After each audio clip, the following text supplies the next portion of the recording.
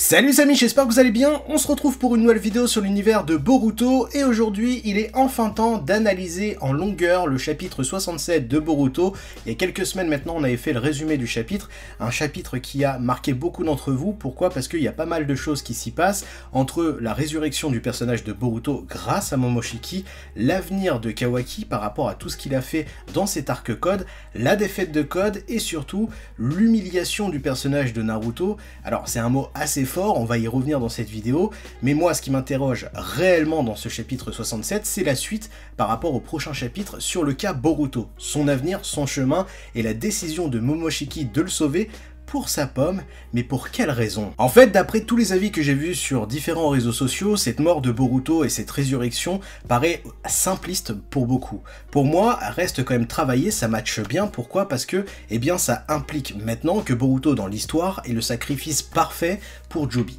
En plus de ça, on a un Boruto qui est maintenant 100% à Otsutsuki et on a un Momoshiki qui va rire de cette situation. Parce que certes, pour l'instant, de ce qui est décrit de cette conversation, c'est que Momoshiki est bloqué et il ne peut pas se reconnecter, surtout renaître à travers Boruto, mais il ne meurt pas. Mais, eh bien, on a ce rire cynique de Momoshiki qui dit à Boruto « Attends, tu pensais réellement que là c'était le point important de ta déchéance? Eh bien non. » Pourquoi? Parce que le meilleur reste à venir. Alors quand je dis le meilleur, c'est pour Momoshiki, parce que il veut voir vraiment où Boruto va sombrer, et ça va arriver bientôt. C'est ce qu'il annonce à Boruto. Boruto 100% Otsutsuki, eh bien il va forcément avoir des modifications en termes de comportement et de décision par rapport aux autres villages et Konoha. Je vous le dis, pour moi, Boruto actuellement est clairement dans la merde. Pourquoi? Parce que là actuellement, Momoshiki lui a fait choisir entre la peste et le choléra. Certes, il était à 82% à Otsutsuki, et ces 18% que Momoshiki lui a offert lui a sauvé la vie,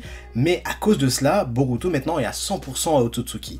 Et on va avoir bien une pièce de théâtre qui va se monter, qui est que bien Momoshiki pour l'instant est spectateur de cette situation.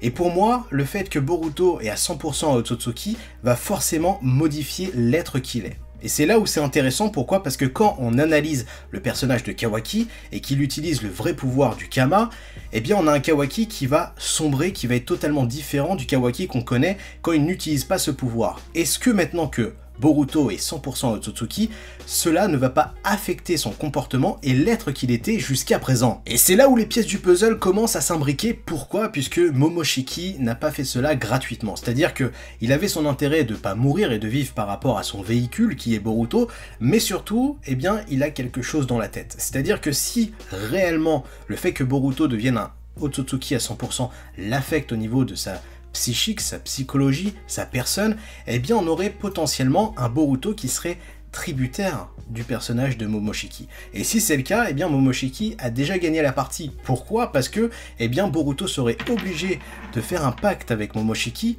pour rester lui-même. Et si c'est le cas, on aurait un conflit, un travail intérieur entre deux êtres, Boruto et Momoshiki, entre le bien et le mal. En fait, pour moi, cette résurrection du personnage de Boruto amènera la destruction du monde shinobi. Pourquoi? Puisque actuellement Boruto eh bien, a pactisé avec le mal, Momoshiki, et comme tout crédit dans la vie, tu dois rembourser jusqu'au dernier centime. Et pour moi, ce dernier centime, eh bien, ça peut être le Jogan. C'est-à-dire que si jamais Momoshiki a réellement vu un avenir lointain de Boruto, mais en même temps proche, eh bien, il sait les événements qui vont arriver pas à pas. Ça peut être la déchéance du personnage de Boruto, la mort de sa famille, la destruction du monde shinobi et la révélation, le pouvoir absolu pour un Otsutsuki qui est la création du Dojutsu ultime qui est le Jogan. Et le Jogan eh bien, peut être la pièce maîtresse de cette pièce de théâtre qui est est-ce que Boruto va réussir à contrer Momoshiki avec le Jogan ou est-ce que c'est Momoshiki qui va contrer Boruto avec le Jogan? Et c'est là où scénaristiquement on arrive dans un truc de malade. Pourquoi? Parce que on a ce Naruto dans ce chapitre 67 qui paraît faible, mais faible pourquoi? Parce que il a perdu à la fois Kurama qui était l'un de ses meilleurs amis, celui qui l'a aidé à concrétiser son rêve d'Hokage, etc. Et là, il avait la mort de son fils sous les yeux et ne pouvait rien faire, il était choqué. Donc toute cette situation de Naruto est normale. Par contre, ce qui va être difficile, c'est la non-prise de décision de Naruto.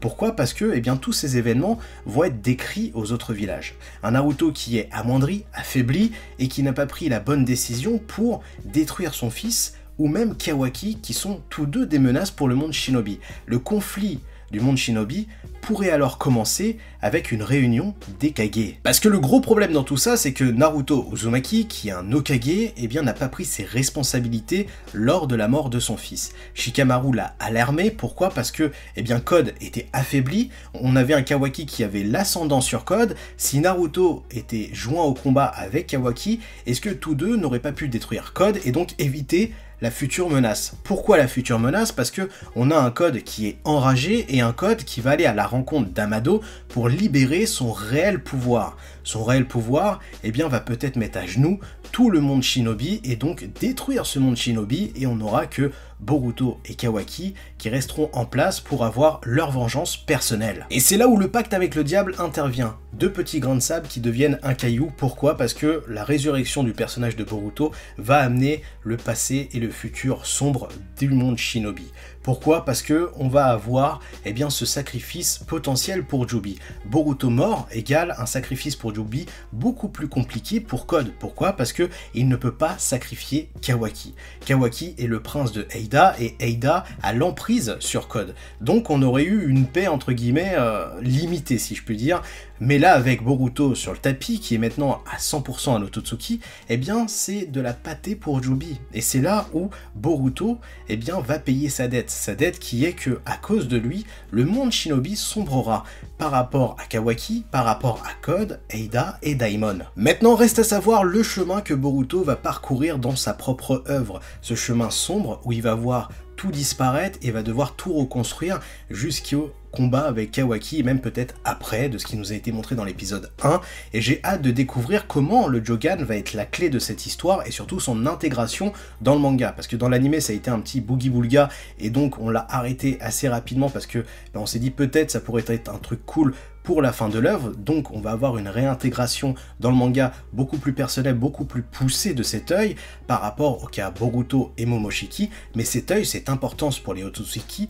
Pourquoi? Quelle est la raison? Et comment Boruto va pouvoir contrer cette menace, arrêter ce paysage sombre qui s'offre à lui pour redécouvrir la lumière? Alors moi j'espère qu'il y aura un lien avec Toneri, parce que Toneri, je pense qu'il a vraiment quelque chose à faire dans le scénario, avec l'apprentissage du Jogan pour Boruto, et pour canaliser, maîtriser Momoshiki qui reste encore à l'intérieur de lui. Et je terminerai cette vidéo en disant que le jour où Code va avoir son limitateur enlevé en termes de puissance, on aura le même scénario, dans la même ambiance que la destruction de Konoha quand Pain est arrivé. Ça va être quelque chose d'horrible pour le monde shinobi, ça va être dingue. Alors peut-être que vous avez d'autres théories sur les futurs chapitres de Boruto, n'hésitez pas à liker, à partager, à commenter et à vous abonner à la chaîne YouTube. Je vous souhaite une belle journée, une bonne soirée, à très bientôt, tchuss!